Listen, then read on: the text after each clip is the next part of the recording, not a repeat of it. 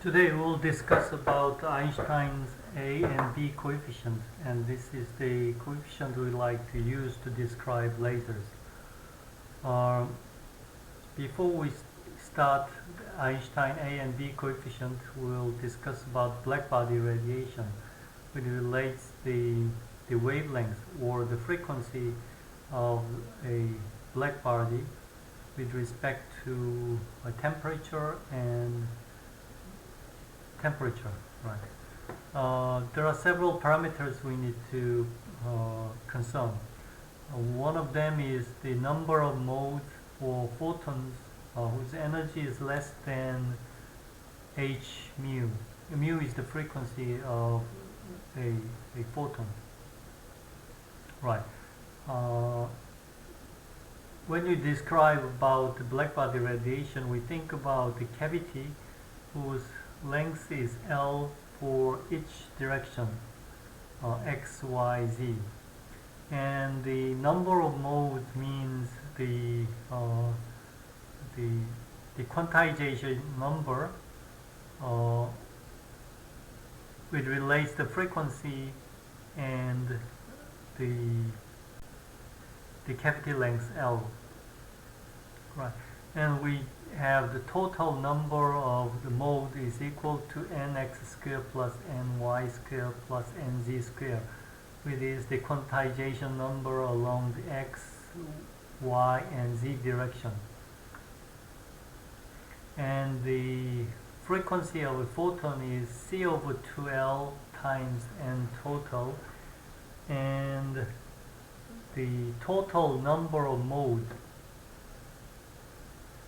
whose energy is less than h mu for a given frequency. Mu can be expressed with this formula: 2 times 1 over 8, 4 over 3 times pi times the n total cube. This is a graphical interpretation of this equation can be seen over here. The 2 represent the two polarization state of photon, and 1 over 8 is the 1/8 volume of the sphere whose radius is n total, and the volume of a sphere whose radius is n total is 4 over 3 times pi times the radius cube. And if we replace n total with this, then n total is mu times 2l over c. So n total cube can be represented with this, and total number of mode becomes like this. And from this formula we can derive the number of modes per unit volume, which is just n divided by the L cube, because we consider a cavity volume of a black body whose length is L along the x, y, and z direction. So volume of the black body is L cube. So if we divide this with L cube, then we have this equation: 8 times pi times mu cube, or 3 over 3 times c cube. Then we define number of modes per unit volume per unit frequency. That is the derivative of the total number of modes per volume with respect to mu. Then that number of modes per volume per unit frequency is rho mu, which is dn over d mu. Then if we take a derivative of this n with respect to mu, we have 8 pi mu square over c cube. Right. Then the last formula we'd like to describe is the average energy per mode and Bose-Einstein distribution. Bose-Einstein distribution is the distribution for a boson. So average energy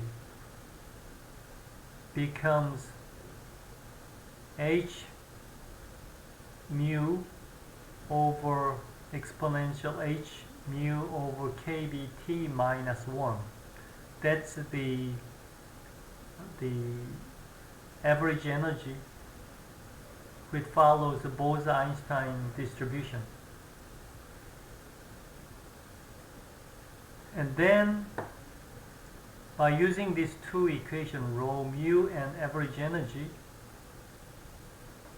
we have the spectral energy density function of blackbody radiation, with its photon energy per volume per unit frequency.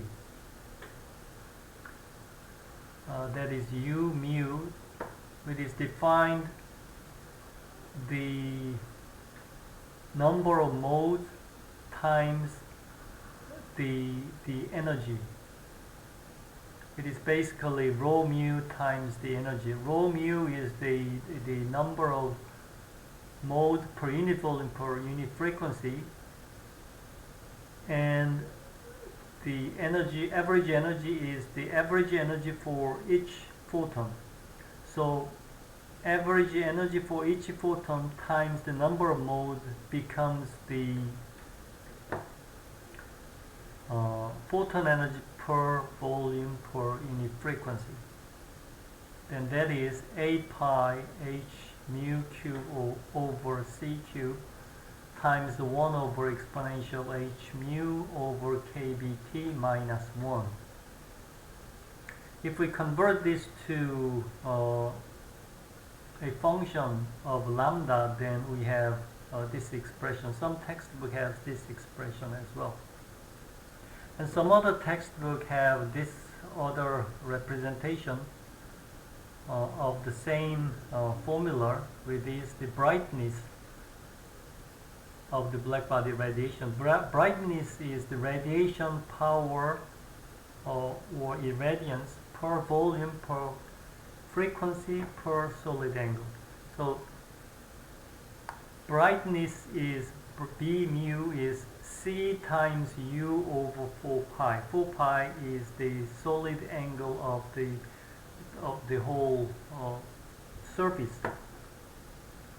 And C times mu is the brightness. You can remember that U is the photon energy per volume per frequency. This is photon energy, and this is brightness. So it has a different unit. B is the speed of light times the photon density U mu. If we represent this with a wavelength as a function of wavelength, we can have this expression as well. So some textbook use U of mu, some textbook use B of mu, but they are related to this expression. Anyway, U mu is the parameter we like to use to describe a laser. And then we shift to a different situation, which is about the Einstein's A and B coefficient. As I mentioned about the Einstein's interpretation of the stimulated emission, he proposed this formula by using this definition. Number of absorbed photons per second. Right, before I start this, we need to think about two-level system whose energy difference is delta E, or the E1 the energy difference between E1 and E2 is delta E, and number of atoms in the E2 state is N2, and number of atoms in E1 state is N1. And if for a single atom, if one photon is observed, then the number of atoms in N1 is decreased by 1, and number of atoms in N2 state, excited state, is increased by 1. And this process is called the absorption, linear absorption. And if a atom in the excited state emits a photon, then number of N2 decreased by 1, and number of N1 is increased by 1, and number of photon is increased by 1. And if a photon hits an atom in the excited state, then 2 photons comes out because of the stimulated collision, and number of atoms in N2 state is decreased by 1, and number of atoms in N1 state is increased by 1. Right. So these are the processes we need to describe. And Einstein described this by using B12 and A, and B21. B12 is the number of observed photons per second by linear absorption is N1 times B12 times U of mu. U is the photon density, energy per volume per frequency. And this is called spectral energy density.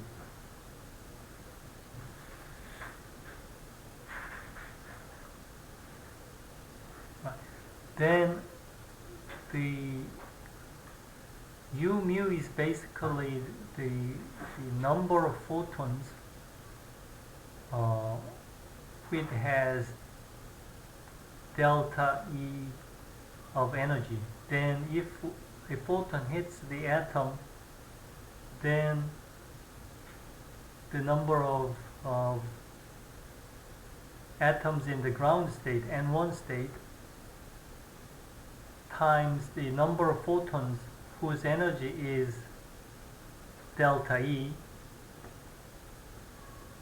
times B12, this is the coefficient, it describes the linear absorption. Then linear absorption probability can be described with N1 times B12 and U.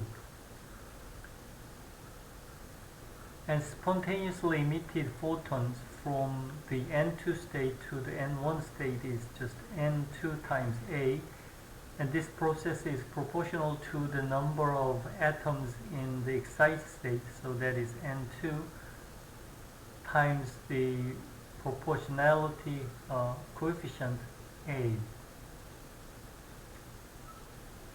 And stimulated emission from N2 state to N1 state is proportional to the N2 number of atoms in the excited state, and U2 number of incoming photons to each atom, and the proportional coefficient B21. So B21 is the coefficient for the stimulated emission, and B12 is the absorption. We do not call this stimulated absorption because this is a conventional mechanism. People already knew about it. And in the equilibrium state, number of atoms to the ground state and number of atoms number of atoms to the excited state should be equal. So there are two emission process, N2 times A, that is spontaneous emission, and N2 times B21 times U, that is the stimulated emission, should be equal to the absorption, which is N1 times B12. So this describes this equilibrium state, and for a atoms in the equilibrium state, we can apply Boltzmann distribution function, that is, number of atoms in N2 state, or the ratio between the number of atoms in N2 state and N1 state is proportional to the exponential minus delta E over kBt. So by using these two equations,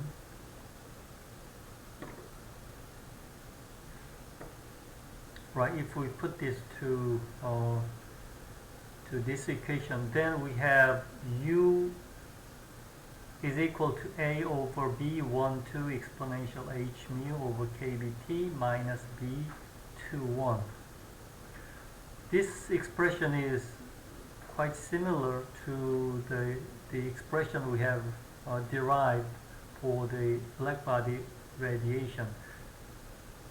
And to make equation 2 equal to equation 1, we can deduce that B21 is equal to B12. A over B12 is 8 pi h mu cube over c cube. Then equation 2 becomes equal to equation 1. So,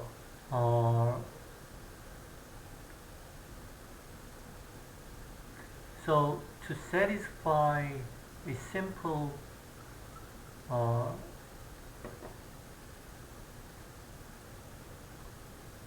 assumption for the equilibrium state of atoms in N1 state and N2 state, which follows the Boltzmann distribution,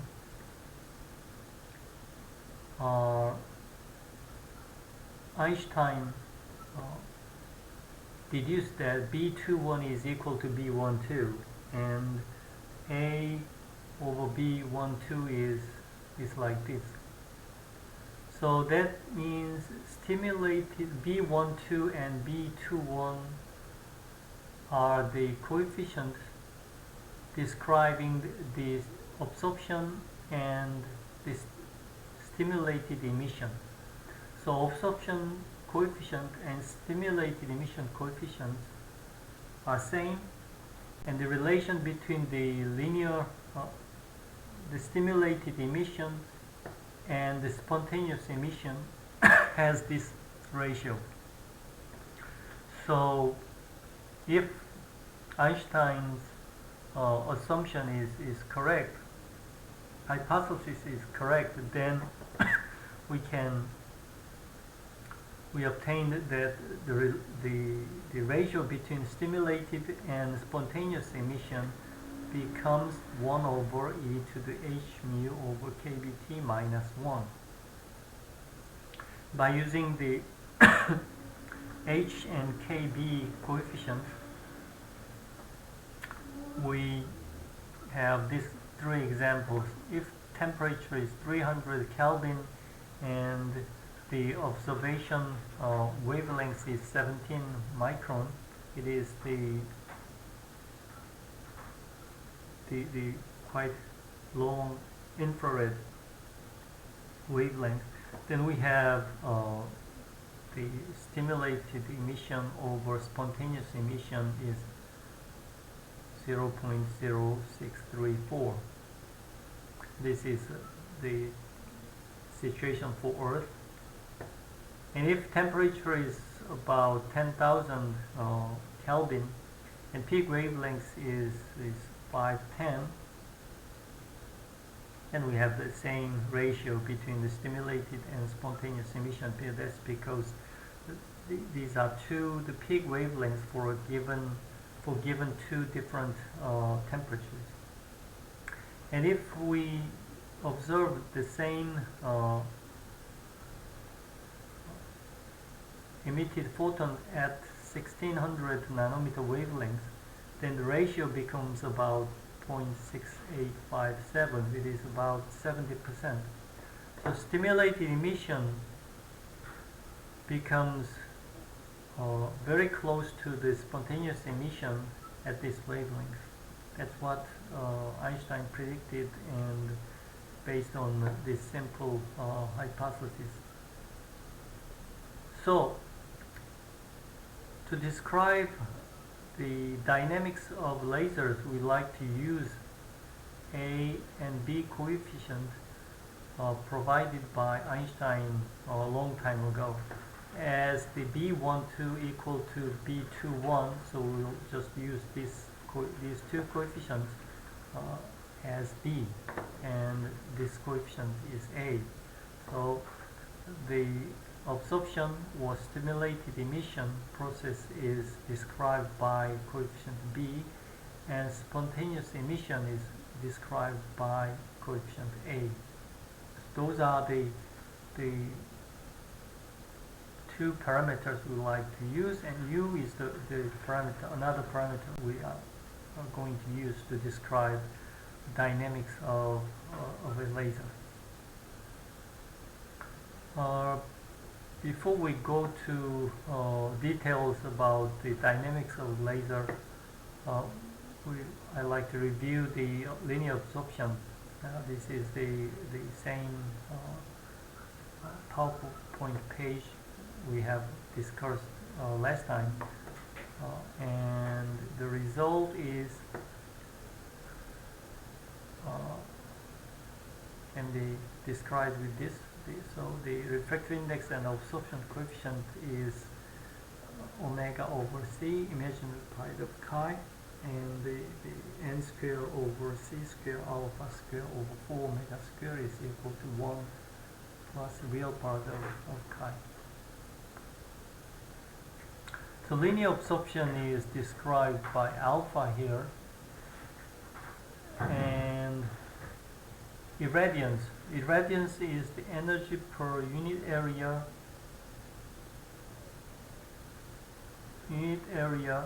per unit time per unit frequency. This is the in black body radiation, this is the brightness we have described here. Right. Anyway, brightness is C times U over 4 pi.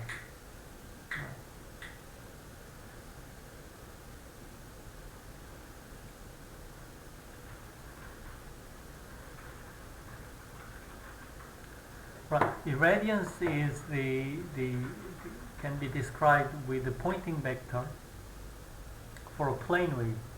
Before in black body radiation, we were thinking about a spherical wave. It diverges from a point source to every direction, but for a laser system, irradiance is described by the average of the pointing vector, that is the HE cross H, and the average of this time domain average of this pointing vector is 1 over 2 real part of the E complex conjugate times H. And as del cross E is minus round B over round T, we have this relation between H and E. So if I replace this H with this equation, then we can eliminate H, and we have this equation, and epsilon 0 mu 0 is 1 over c squared, so we can even simplify this even further. Right, and if we have a linear absorption of the electric field with respect to propagation distance z for a plane wave, then we can replace this with this equation. Then we have the we define this one as the irradiance as a function of omega and exponential minus alpha times z, and irradiance is just this one, and this is a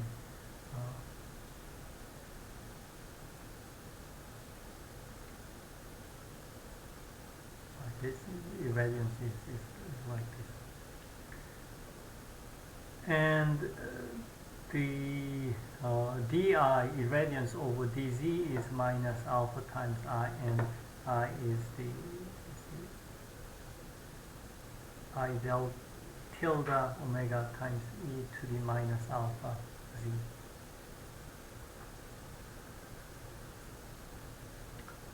And the energy density per unit volume. Irradiance is energy density per unit area per unit time, per unit frequency, unit area instead of unit volume. Energy density is the energy per unit volume. So U is equal to 1 over epsilon E square average, absolute square average, plus 1 over 2, 1 over mu b absolute square time average. So you can replace this with this, and then by using this equation again we can simplify u as this. So u is 1 over 2n square epsilon 0 e absolute square, and I is 1 over 2n c epsilon 0 absolute square e square, absolute e tilde square. So from these two equations we also have the irradiance is equal to c over n times u. Just before we have c times u over 4 pi, but that's for spherical wave. For plane wave we have just c. N is the refractive index medium, so we can think about c as c of n is the speed of photons in a medium. So speed of photon times u becomes the I, irradiance. So we'll use this a lot in describing the activity or dynamics of lasers. By using these properties, we'll describe radiation, gain and absorption saturation in a laser medium, and the relaxation, oscillation, and Q switching, and laser stability at the end. And those are the properties we'd like to describe in this course by using the irradiance I or U. We will use I and U a lot of times, and the Einstein A and B coefficient described here. That's about it.